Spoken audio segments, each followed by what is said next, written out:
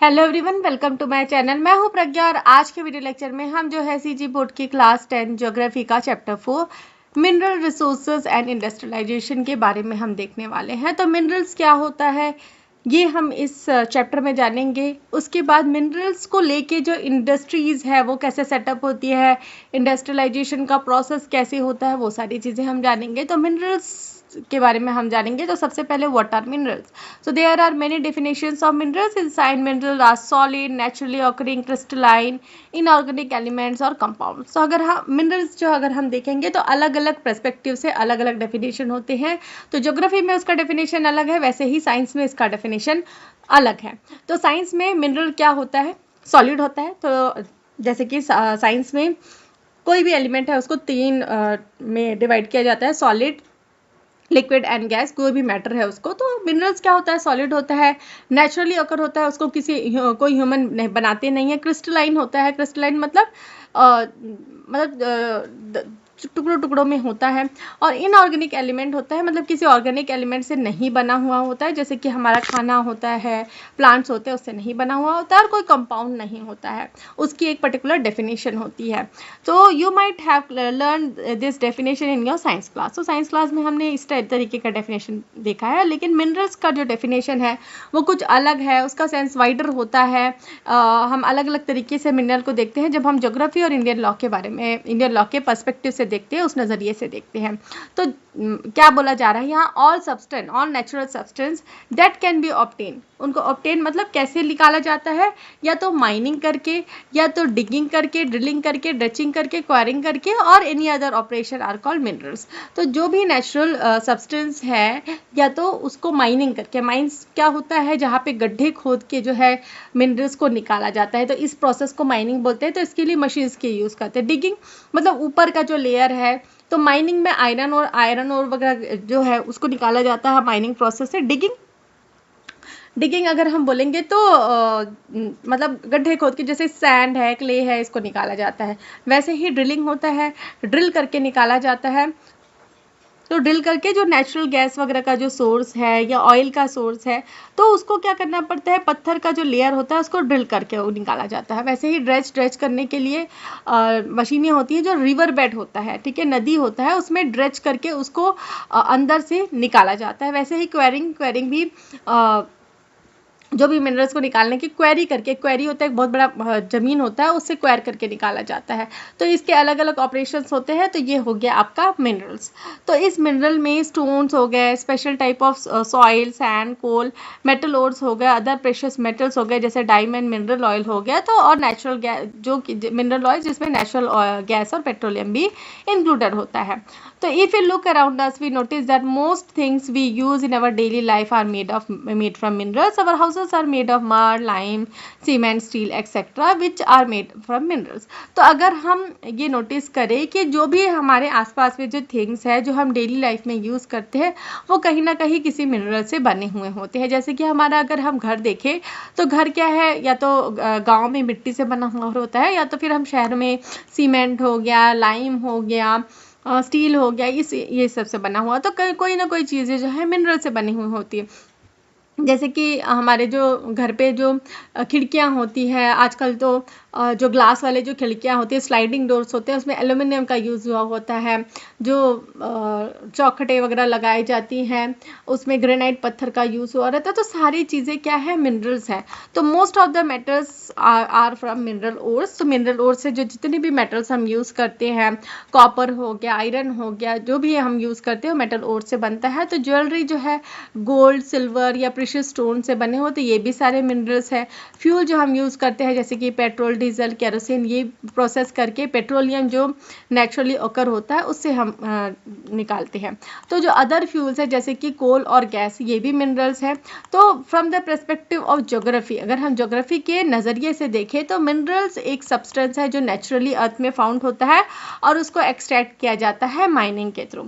तो mineral worth is found by geological process. Minerals, जितने भी मिनरल्स हैं, तो वो जियोलॉजिकल प्रोसेस है, अर्थ का एक प्रोसेस होता है, उससे फॉर्म होते हैं। तो अलग अलग मिनरल्स का फॉर्मेशन अलग अलग तरीके से होता है अर्थ में।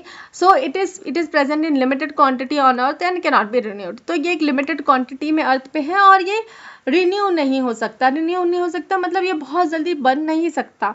रिन्यू तो होगा लेकिन कितने साल बाद, 1 मिलियन 2 मिलियन ऐसे सालों बाद ये रिन्यू होगा।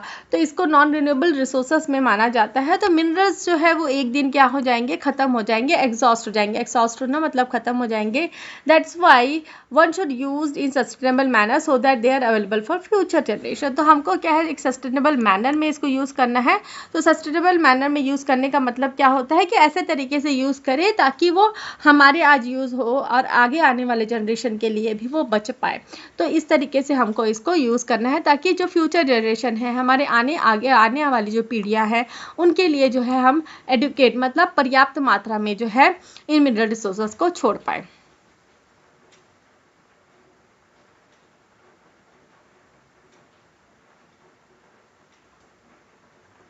Okay, next is what who do mineral belong. तो मिनरल्स किसका होता है? अगर मेरी ज़मीन है, ठीक है, उसमें मेरे को कोई मिनरल रिसोर्स मिल गया, तो क्या वो रिसोर्स मेरा है या तो उस पूरे शहर का है, या तो उसका ओनर जो है वो पूरा स्टेट है, या तो कंट्री है। तो क्या होता है, तो suppose a limestone deposit is discovered under the land in a village, who owns the mineral, the land owner, the village, the state और द कंट्री। तो जैसे कि एग्जांपल दिया है कि लाइमस्टोन डिपॉजिट मिला किसी के पास, खेत में मतलब एक गांव में ज़मीन है, उसके उस ज़मीन में क्या मिला, लाइमस्टोन मिला। तो अब ये जो है वो किसका हुआ, ये मिनरल किसका हुआ, तो लैंड ओनर जिसकी ज़मीन है उसका, या पूरे गाँव का, या तो स्टेट का, या तो कंट्री का। तो different countries have different loss about ownership of minerals. For example, in Britain and United States of America, limestone belong to the landowner. तो हर एक कंट्री का अलग अलग डिफरेंट रूल्स एंड रेगुलेशंस होता है मिनरल्स को लेके। तो जैसे कि अगर हम ब्रिटेन और यूनाइटेड स्टेट्स ऑफ अमेरिका की बात करें, तो अगर लाइमस्टोन किसी की ज़मीन में मिलता है तो जो वो लैंड ओनर है उसका होगा। लेकिन जैसे कि कंट्रीज़ है, जर्मनी में ये एक उस गवर्नमेंट का होगा। और इंडिया में भी minerals found on the surface of the earth belong to the country. और अगर हम इंडिया की बात करें तो इंडिया में भी अगर कहीं पे भी सरफेस में मिनरल मिलता है तो वो उस कंट्री का होता है। सेंट्रल गवर्नमेंट्स ने लॉ बना के रखे हैं तो उनका एक्सट्रैक्शन कैसे करना है और यूज़ कैसे करना है। But there are some minerals, some minor minerals for which respective state government makes a laws. A person can mine only a mineral only after getting permission from the government and paying a royalty. Person also has to pay rent for the land. लेकिन देखिए कुछ minerals हैं जिसको respective state governments जो है वो law बना के उसका माइनिंग करवा सकते हैं, यूज़ करा सकते हैं।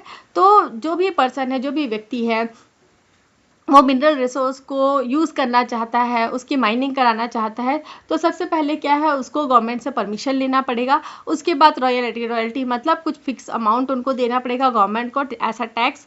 और उस लैंड का, ठीक है, जो ज़मीन है उसका रेंट भी उनको पे करना पड़ेगा।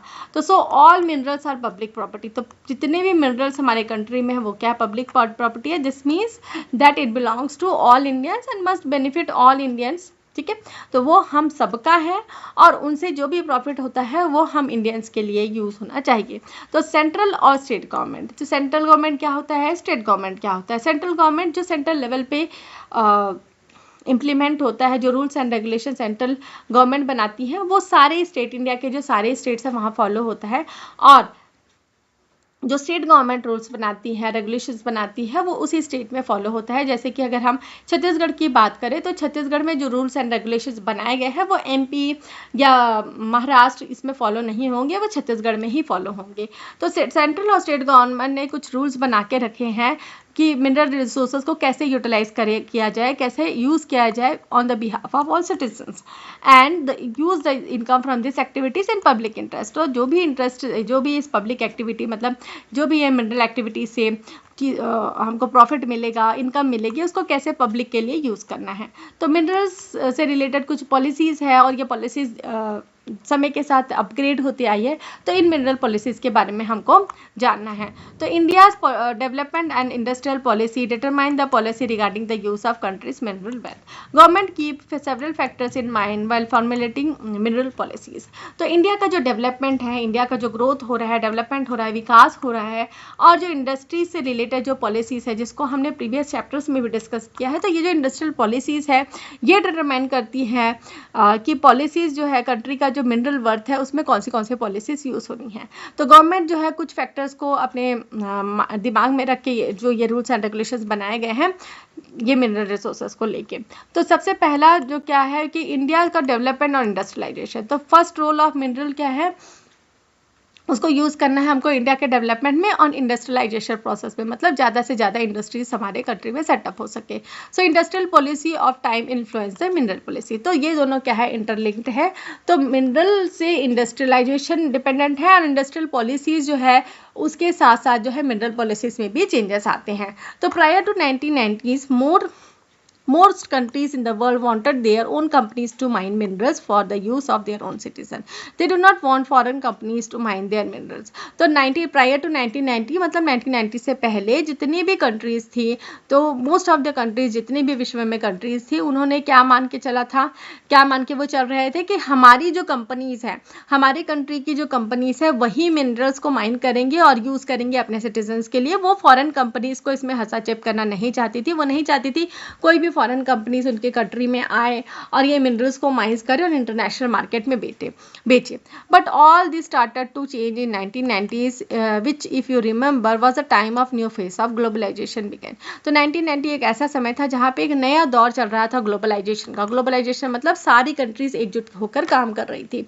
तो 1990s के बाद में तो मिनरल रिच कंट्रीज जो है, ठीक है, जहाँ पे मिनरल्स बहुत ज़्यादा तादाद पे है, जैसे Australia, Canada, south Africa, Indonesia, China, इन्होंने क्या चालू किया, नई पॉलिसीज चालू की। तो इन्होंने क्या किया, अपने जो माइंस है उसको प्राइवेट कंपनीज और जो मल्टीनेशनल कंपनीज है, कॉरपोरेशंस हैं, ताकि ज़्यादा से ज़्यादा कैपिटल उनके कंट्री में इन्वेस्ट हो और नई टेक्नोलॉजी जो है वो यूज़ करके इन मिनरल रिसोर्सेज को निकाल सके वहाँ से, और जो इंडस्ट्रियल डेवलपमेंट का जो प्रोसेस है उसको स्पीडअप कर सके, उसको ज़्यादा से ज़्यादा स्पीडली डेवलप कर सके। तो intensive mining boosted the international market and trade in minerals. और इससे क्या हुआ, ज़्यादा से ज़्यादा जो मिनरल्स है उसको निकाला जा रहा था। इंटेंसिव माइनिंग मतलब लगातार माइनिंग होते जा रही थी और इससे बूस्ट क्या हुआ, बूस्ट मतलब तेज़ी किस में आई, इंटरनेशनल मार्केट में तेज़ी आई और जो ट्रेड था मिनरल्स में उसमें बढ़ोतरी हुई।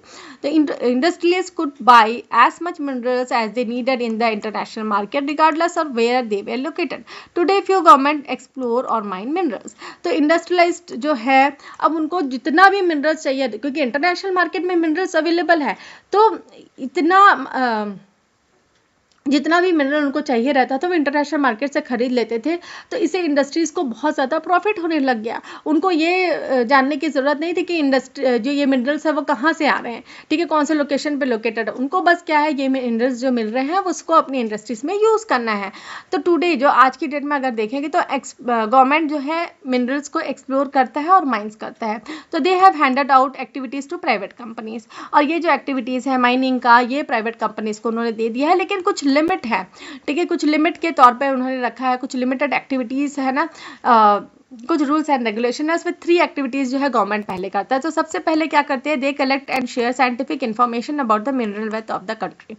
They make this information about the quantity and location of the different mineral public so that mining companies can bid for mining rights. तो सबसे पहले क्या करते हैं, वो कलेक्ट करते हैं इन्फॉर्मेशन। क्या इन्फॉर्मेशन कलेक्ट करते हैं कि कौन सा मिनरल रिसोर्स कहाँ पे कितनी क्वांटिटी में लोकेटेड है, कितनी क्वांटिटी में मिल रहा है इस, और फिर उसके बाद वो क्या करते हैं, इस इन्फॉर्मेशन को पब्लिक करते हैं।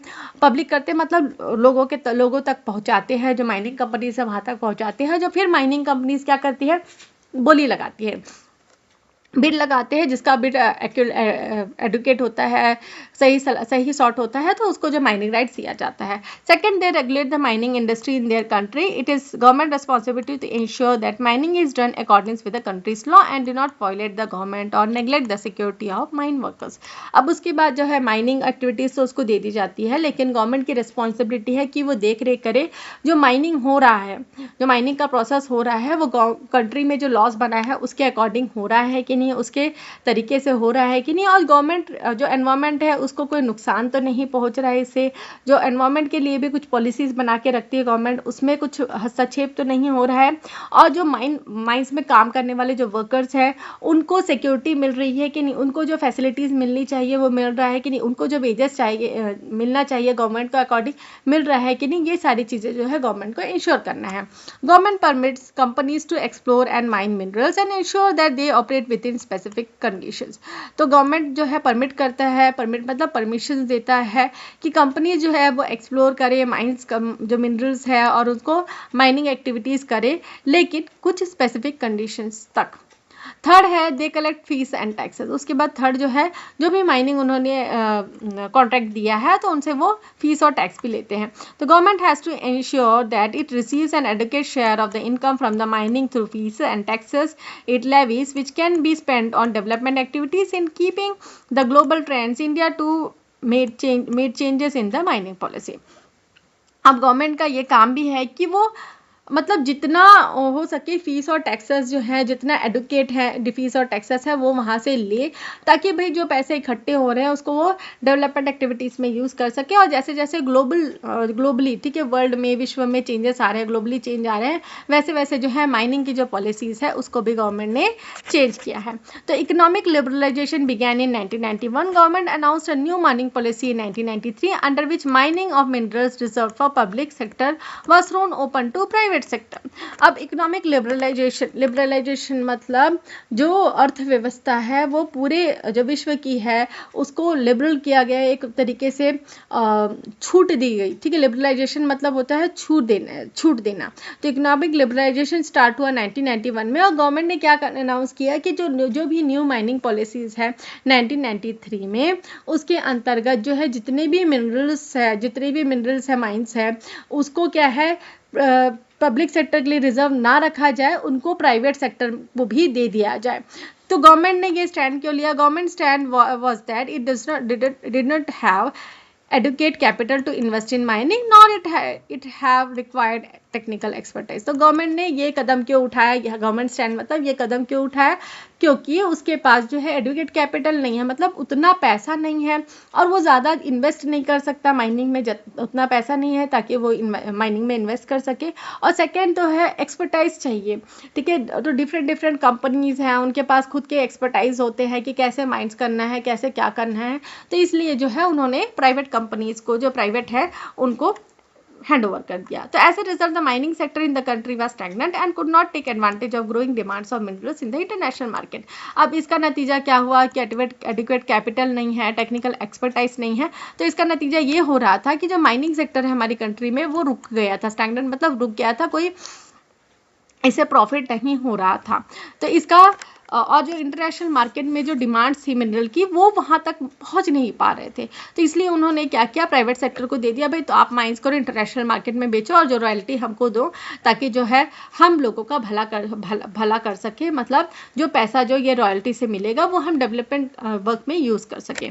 तो has government decided to open up mining sector to private and foreign company. इसलिए जो है गवर्नमेंट ने डिसाइड किया कि वो जो माइनिंग सेक्टर्स है उसको प्राइवेट और फॉरेन कंपनीज में डिस्ट्रीब्यूट कर देगा। तो mining act was amended in 94, 99 and 2008 to allow private and foreign companies to invest in mining in India।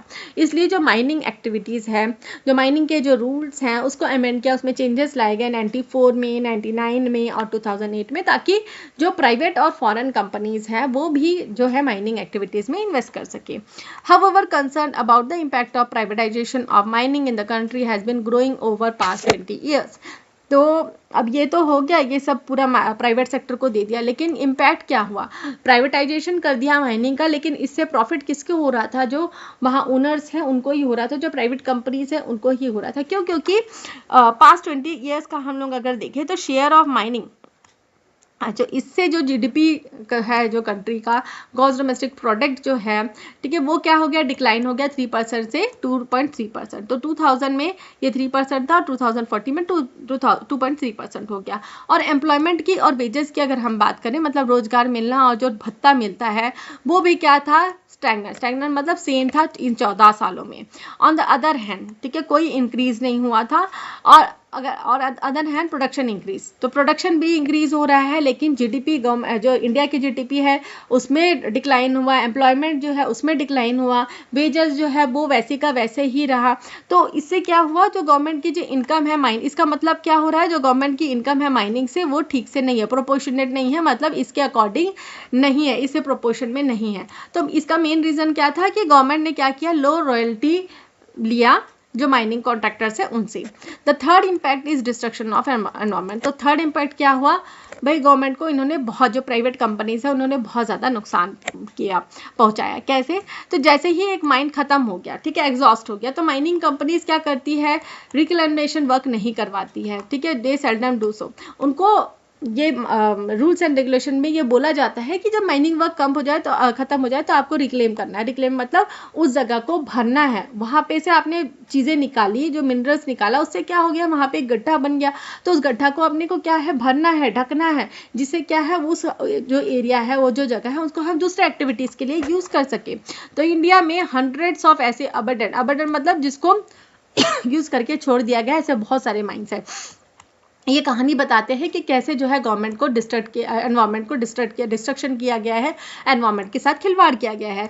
तो हम कैसे कंजर्व कर सकते हैं एनवायरनमेंट को, और माइनिंग एक्टिविटीज़ भी हो और हम एनवायरनमेंट को भी कंजर्व कर सके। तो प्राइवेट कंपनी कैसे कर सकते हैं, क्योंकि प्राइवेट कंपनी को सिर्फ अपने प्रॉफिट का मोटिव होता है। उनका मोटिव यही होता है कि हम ज़्यादा से ज़्यादा प्रॉफिट कमा सकें, उनको एनवायरनमेंट को प्रोटेक्ट करने में कोई इंटरेस्ट नहीं रहता। ठीक है, तो गवर्नमेंट को ये एक इशू है बहुत ज़्यादा डिबेट का, तो गवर्नमेंट को ये रूल्स एंड रेगुलेशंस बना के रखना है कि वो हम आगे देखेंगे। तो mineral wealth in India are found in the region. ठीक है, अब सेकंड पॉइंट देखेंगे। तो मिनरल वेल्थ जो इंडिया में है वो ऐसे रीजन्स में है जहाँ पे फॉरेस्ट कवर ज़्यादा होता है और सोर्सेस ऑफ रिवर भी होता है। तो ये वो रीजन होता है जहाँ आदिवासी कम्युनिटीज़ रहती हैं। तो माइनिंग से क्या होता है, फॉरेस्ट कवर डिस्ट्रॉय हो जाता है। और ये एस्टिमेट किया गया है कि सिंस 1981, ठीक है, एंड 1981 1,86,000 हेक्टेयर्स ऑफ फॉरेस्ट जो है इसको डिस्ट्रॉय किया गया है माइनिंग ऑपरेशंस को लेके। और जब मिनरल्स जो निकाला जाता है पहले उसको वॉश किया जाता है पानी से, ठीक है, ताकि उसकी इम्प्योरिटीज निकल जाए। तो ये जो मिनरल्स है जब उसको वॉश किया जाता है, जो पानी है वो लोकल वाटर रिसोर्सेस में छोड़ दिया जाता है। तो इससे भी क्या होता है, एनवायरमेंट खराब होता है, वाटर रिसोर्स खराब होते हैं। तो ये जो एनवायरमेंटल डिग्रेडेशन है, मतलब एनवायरमेंटल पॉल्यूशन है, इससे जो लाइवलीहुड है लोकल पीपल का वो भी प्रभावित होता है। तो लॉ क्या बोलता है कि ये जो माइनिंग है जिन्होंने अपने अधीन पे लिया है, उनको जो वहाँ की जो कम्युनिटीज़ हैं, सबसे पहले वहाँ पे उनको उन कम्युनिटी से जाके उनको परमिशन लेनी है, उसके बाद ही जो माइनिंग एक्टिविटीज़ है उसको स्टार्ट किया जाना है। लेकिन लीगल प्रोविजन जो है, हमेशा जो लीगल रूल्स एंड रेगुलेशंस बनाए जाते हैं वो हमेशा ये ज़रूरी नहीं कि हमेशा उसको फॉलो किया जाए। तो इसका नतीजा है कि जो ट्राइबल कम्युनिटीज़ हैं उनको या तो उस लोकेशन से दूसरे जगह चले जाना पड़ता है, और जो या तो फिर जो उनका जो रोज़मर्रा का जो जीवन है वो ख़त्म हो जाता है। तो हमें ये एग्जाम्पल जो है पॉलिटिकल साइंस में हम देखेंगे नियामारी मागिरी ट्राइबल्स का उड़ीसा में, जब हम पॉलिटिकल साइंस का चैप्टर पढ़ेंगे। तो माइंस को एक्सप्लॉइट किया जाता है, लेकिन अपने माइंड में हमको ये रखना है कि उसका पोस्ट क्लोजर ऑब्जेक्टिव क्या है।